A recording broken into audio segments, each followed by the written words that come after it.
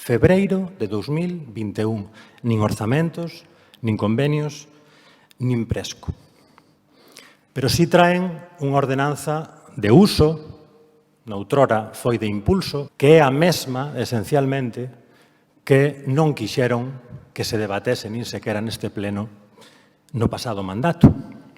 Recordo simplemente para volver a dicir unha vez máis que non somos todos iguais e que a pesar do que se fixo e do que agora se fai, nós queremos aprobar esta ordenanza. Non nos lo poñen doado. Opacidade, presas, pouco ou ningún diálogo, cero participación, inseguridade xurídica, erros, imprecisións, mal comezo para unha ordenanza, fraco favor, ningún favor, nin a ordenanza, nin ao galego.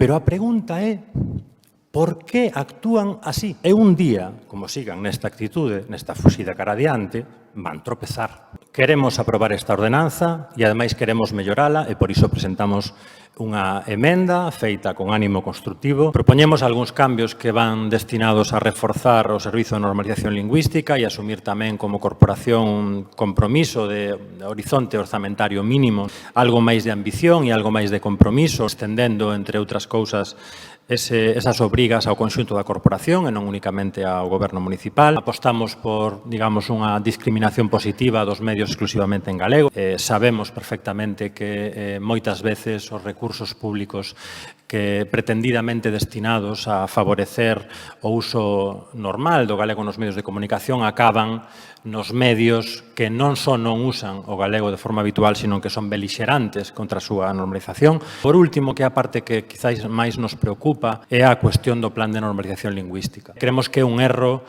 que o plan de normalización lingüística se someta ao calendario electoral. E ás veces, sen ordenanza, tamén se poden amosar actitudes exemplarizantes no día a día da nosa cidade como facía sen ordenanza o goberno de Xulio Ferreiro.